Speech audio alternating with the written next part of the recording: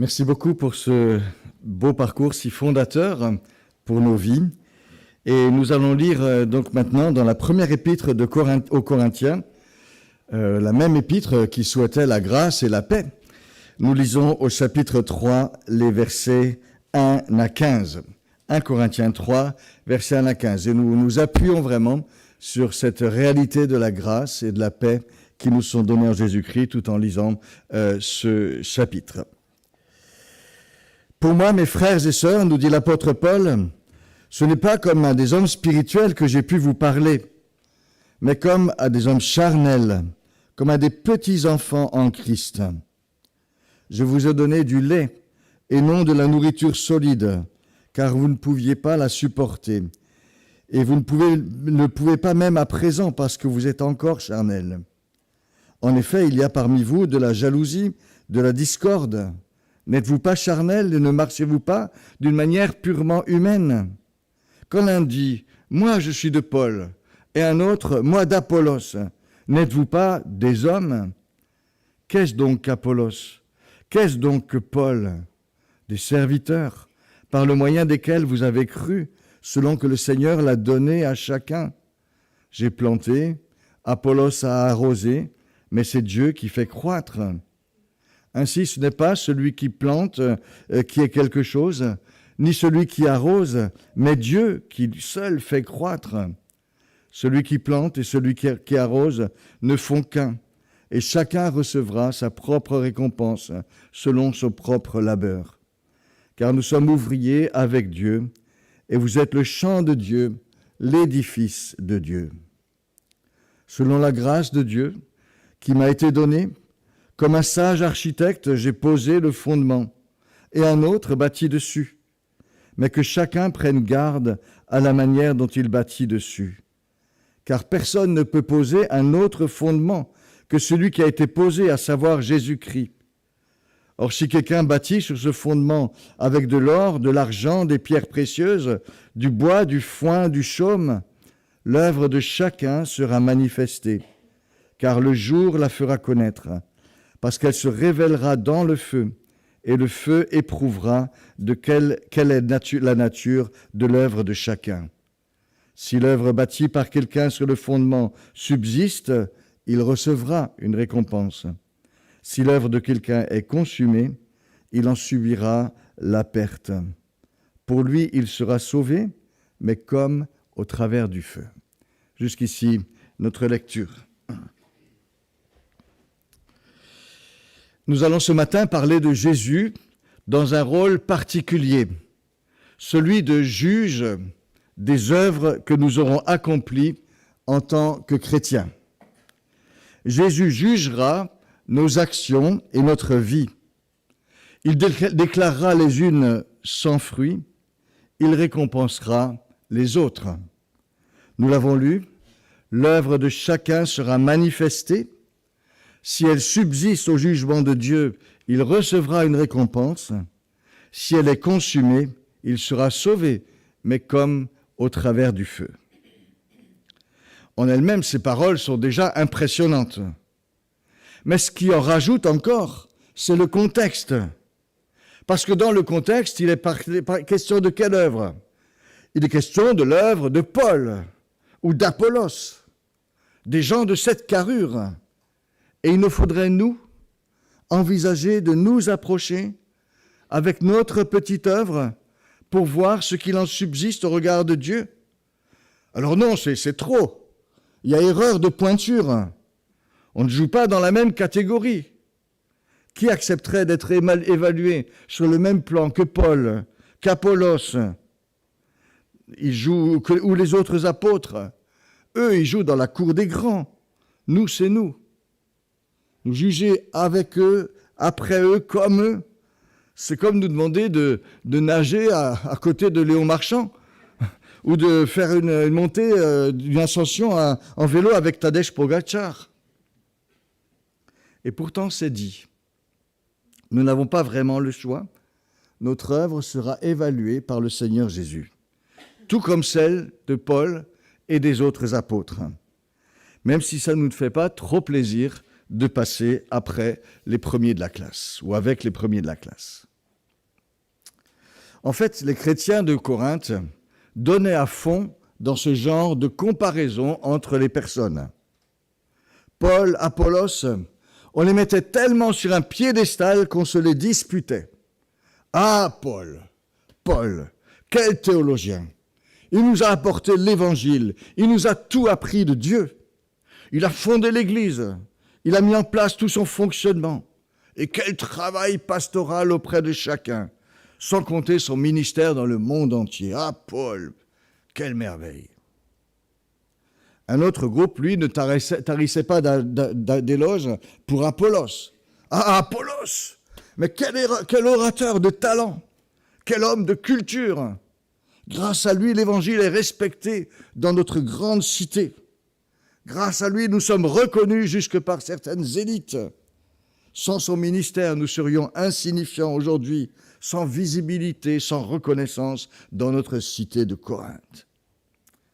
Et voilà comment on installe des personnes dans la cour des grands, des gens inatteignables, des gens extraordinaires. Et cela rend d'autant plus criant notre ordinaire à nous. Et c'est donc dans ce contexte que Paul parle du jugement de notre œuvre par le Seigneur. Mais dans quelle optique en parle-t-il ? Ce qu'il faut relever d'abord, c'est son intention. Dans tout ce passage, Paul cherche à ramener les chrétiens de Corinthe à la vérité des choses et des personnes. Nous, des personnes dont qui tout dépend et qui serions au-dessus du lot. Mais le seul fondement de l'Église, c'est Jésus-Christ. C'est lui le rocher sur lequel tout s'appuie. Il n'y a pas d'autre fondement qui peut être posé que lui. Et si nous avons pu prendre part à l'œuvre de Dieu, c'est vraiment par la seule grâce de Dieu qui nous a été accordée que cela a été possible. Et si quelque chose a pu se réaliser, c'est encore par l'action de Dieu et de sa grâce. L'un plante, l'autre arrose, bien sûr, mais c'est Dieu qui fait croître. C'est lui seul qui donne la vie. Tout dépend tellement de lui. Il n'y a donc aucune exclusive. Moi, j'ai pris ma part, Apollos a pris la sienne, et chacun y contribue à sa façon. Que chacun prenne donc garde à la façon dont il bâtit. Et nous serons tous soumis au regard de Dieu et à son jugement. C'est lui qui jugera notre œuvre à chacun, qui la mettra en lumière. L'œuvre de chacun sera manifestée, nous dit l'apôtre. Et vous voyez que l'apôtre Paul développe ce passage pour ramener chacun à sa juste mesure. Nous sommes chacun, pour notre part, responsables devant le Christ, redevables face à lui. Et nous sommes tous logés à la même enseigne. L'apôtre ne joue absolument pas ici au super champion qui écraserait tout le monde de sa grandeur.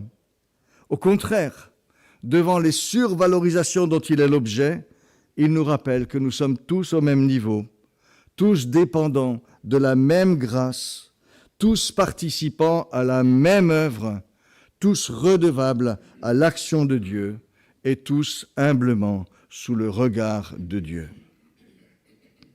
Et l'humilité de Paul contraste avec les survalorisations qui sont plaquées sur lui de l'extérieur. C'est que lui, en tant qu'homme, dans la vérité de sa personne, il a expérimenté les limites qui étaient aussi les siennes, malgré tout son ministère. Et il en parle librement, d'ailleurs, aux chrétiens de Corinthe. Vous savez, leur dit-il, quand je suis arrivé chez vous, j'étais faible, craintif, je tremblais. Ça, c'est ça, la vérité de l'apôtre, c'était ça. Et quand il évoque dans sa même lettre son ministère d'apôtre, c'est avec le sentiment d'une immense indignité et d'une formidable reconnaissance. Je ne mérite pas d'être appelé apôtre, dit-il, car, je ne l'oublie pas, j'ai persécuté l'Église de Dieu. Par la grâce de Dieu, je suis ce que je suis. Et sa grâce envers moi n'a pas été vaine. Loin de là, j'ai travaillé plus que tous, non pas moi toutefois, mais la grâce de Dieu qui est avec moi. Quand on se retrouve face à soi-même, dans la vérité des choses, on ressent d'abord et avant tout le sens immense de tout ce que Dieu nous a donné. C'est ça ce qui domine d'abord. Son accueil, sa bienveillance, son pardon, ses ressources, son soutien pour tout ce que l'on peut faire ou tenter pour son œuvre. Par la grâce de Dieu, je suis ce que je suis. Elle seule peut combler nos manques, habiller nos indigences. C'est le fondement de tout, la vérité la plus basique sur nous-mêmes. Et il est précieux de l'entendre de quelqu'un comme l'apôtre Paul. Voilà donc le fondement sur lequel tout repose, la vérité première. Notre seule qualification devant Dieu, c'est ce qu'il nous donne en Jésus-Christ. Jamais nous ne pourrons faire valoir devant lui aucune action pour prétendre être accueillis par lui ou pour mériter son salut en retour. Notre seul recours, notre seule assurance devant Dieu, c'est la rédemption que Jésus-Christ a acquise pour nous. La rédemption, ça veut dire la libération qu'il nous a donnée par le paiement de notre dette. Le seul vêtement qui puisse couvrir notre indigence, c'est la justice que Jésus nous donne. Nous n'avons rien d'autre à faire valoir. Tout nous est donné en Jésus. Et Paul le rappelle, en Jésus. Jésus est devenu pour nous sagesse venant de Dieu, justice, sanctification et délivrance. Nous lui devons tout. Et c'est ce qui différencie la foi chrétienne de toutes les autres religions. Et cela, c'est vrai que l'on s'appelle Paul, Apollos, Pierre, Jean ou tout autre nom parmi les chrétiens les plus remarquables de toute l'histoire. Jamais nous ne pourrons nous présenter devant Dieu revêtus de nos performances à faire valoir. Car pour une action positive, combien de manques, combien d'actions négatives. Et pourtant, nous dit l'apôtre, l'œuvre de chacun sera manifestée, mise en lumière et éprouvée. Il y aura sur nos vies, sur nos actions, un jugement, une opération vérité, que Paul compare à une sorte d'épreuve du feu. Dans un premier temps, dit-il, tout sera mis en lumière. Il parle de ce que nous serons, qui est manifesté, fait connaître, révélé. Tout est mis en lumière. Et puis ce sera l'évaluation par le Seigneur. En reste-t-il quelque chose qui compte à ses yeux selon ses critères? Le jugement dont il est question ici dans ce texte concerne uniquement les chrétiens qui ont mis leur foi en Jésus-Christ et qui attendent tout de lui, qui s'attendent à lui et à lui seul pour être sauvés. La preuve, c'est que Paul parle de celui qui est sauvé, même s'il ne reste rien de son œuvre. Il est malgré tout sauvé, même si sa vie, une fois passée au feu du jugement, ne laisse rien.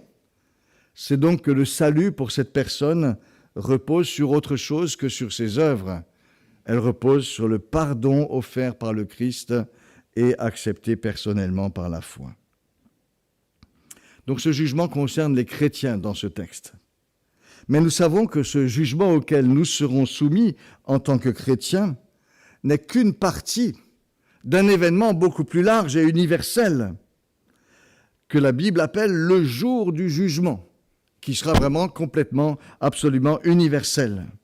Ce jour-là, tous les hommes et toutes les actions, tous les peuples et toutes les nations seront convoqués devant le Seigneur et soumis à son regard pour lui rendre compte. L'Ancien Testament annonce ce jour du Seigneur. Toute une série de textes souligne combien ce jour sera grand et terrible pour ceux qui font le mal. Amos va jusqu'à dire à Israël rebelle, « Qu'attendez-vous du jour de l'Éternel ? Il sera ténèbres et non lumière. » Ça, c'est pour ceux qui font le mal et qui persistent dans le mal. Mais d'autres textes, au contraire, célèbrent ce jugement comme un magnifique bienfait. « Poussez vers l'Éternel des cris de joie, vous tous habitants de la terre. Que le monde et ce qu'il habite éclatent d'allégresse. Que toutes les montagnes poussent des cris de joie devant l'Éternel, car il vient. Il jugera le monde avec justice, les peuples avec équité. » Pourquoi ces deux tonalités si différentes? C'est que d'un côté, le Seigneur, lors du jugement, condamnera le mal et tous ceux qui s'en réclament pour anéantir définitivement le mal. Mais d'un autre côté, le Seigneur aussi rétablira un ordre juste.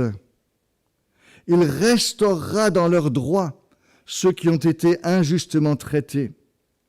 Il fait droit aux opprimés, nous disent plusieurs psaumes. Il fait droit aux misérables et justice aux indigents. Et le jugement de Dieu, ce sera aussi cela, faire droit. Et pour son peuple fidèle en ce jour-là, le Seigneur promet qu'il sera un refuge et un abri.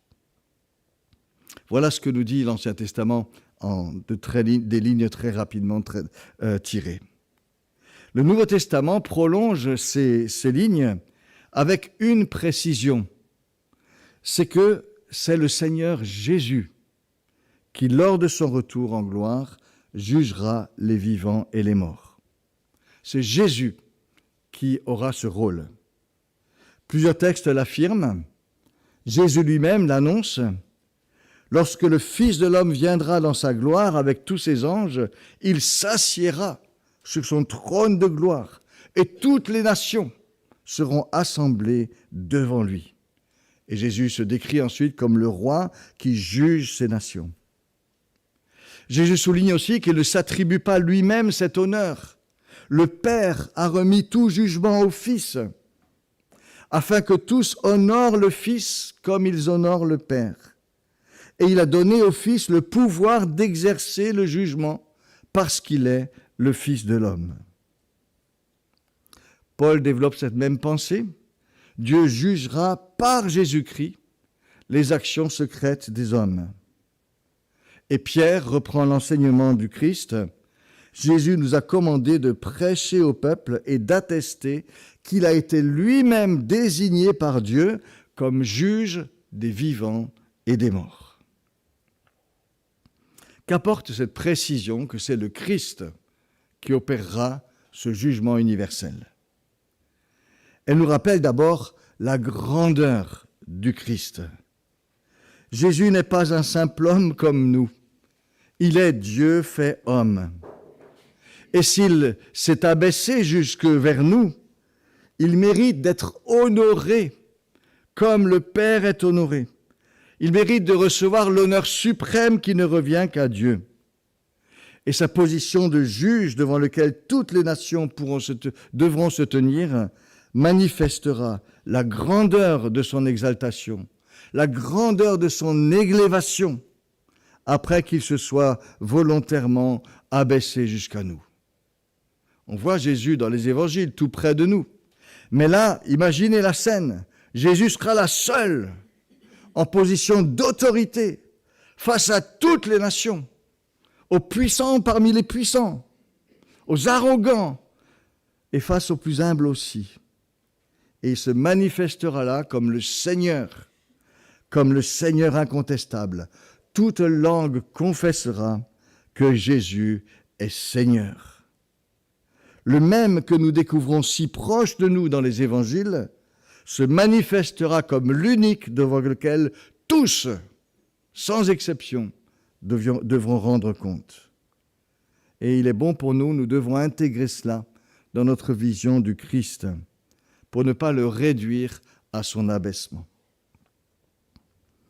Et en même temps, nous pouvons nous rappeler du fait que c'est le Christ qui juge, qu'il manifestera dans sa manière de juger les mêmes qualités qu'il a manifestées quand il était sur terre.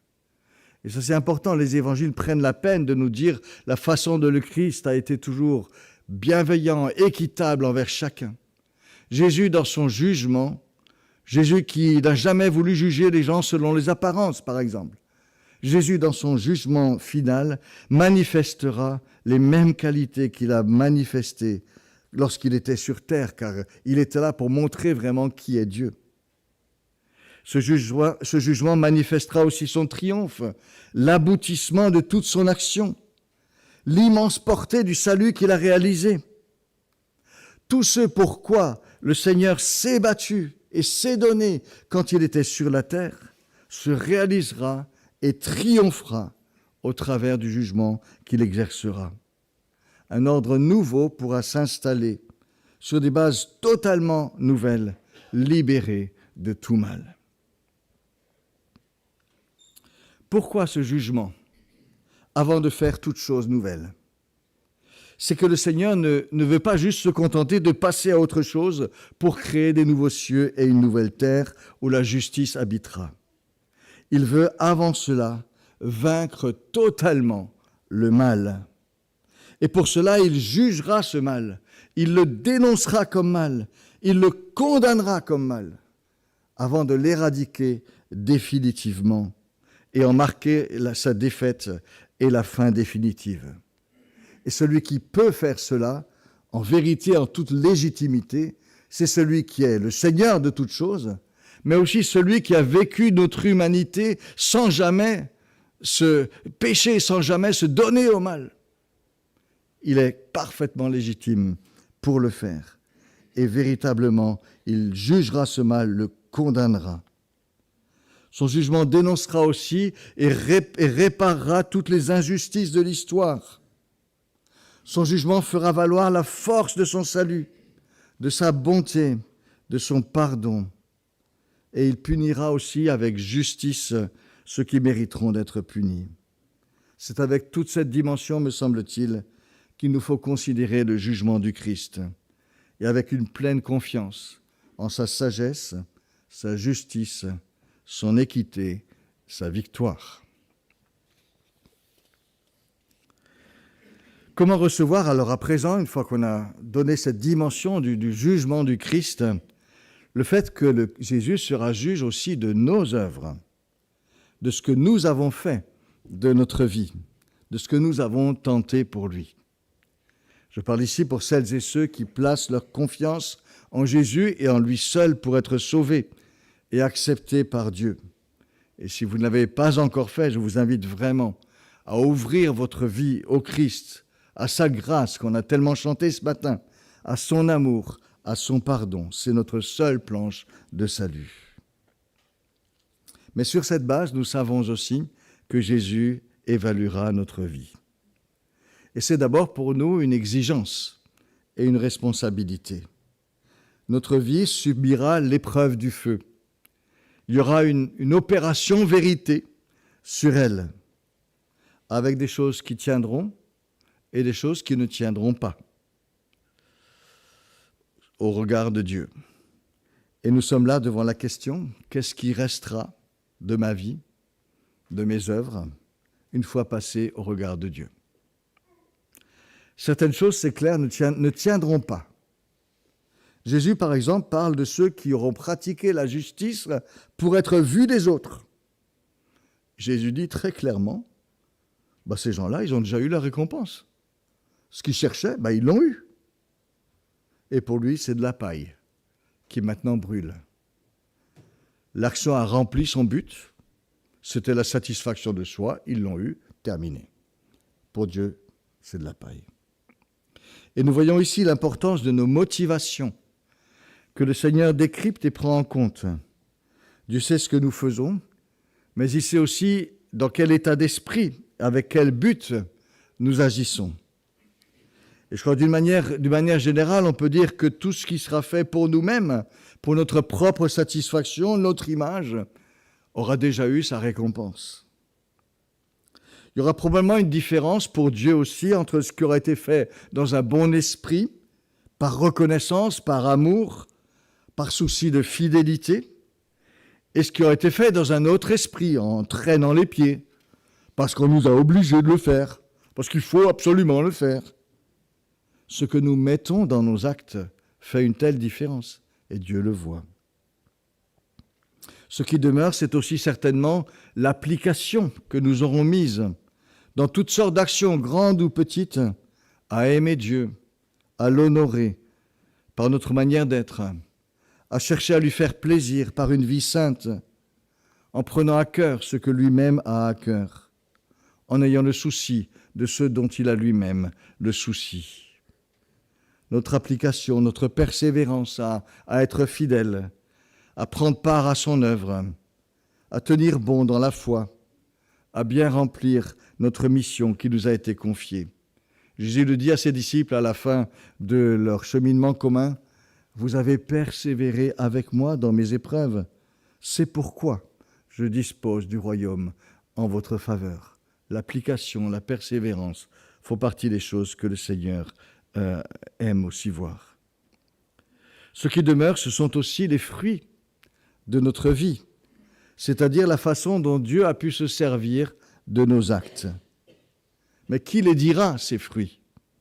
Certainement pas nous, et certainement pas selon nos critères à nous. Seul le Seigneur peut les dire, les fruits d'une vie, avec ses critères à lui. Et il y aura certainement beaucoup de surprises à cet endroit-là. Certains des premiers seront les derniers.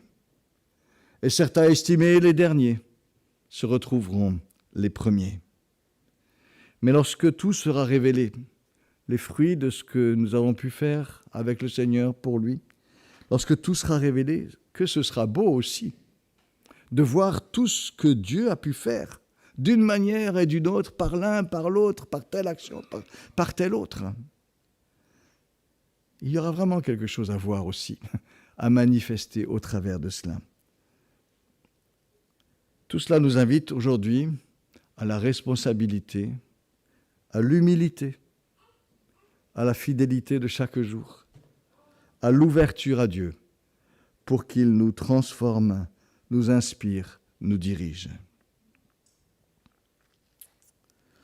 Comment nous représenter Jésus dans ce rôle de juge de nos vies? Nous avons déjà relevé sa justice, son équité. Nous savons aussi qu'il nous aime. Il ne sera jamais un juge implacable et froid.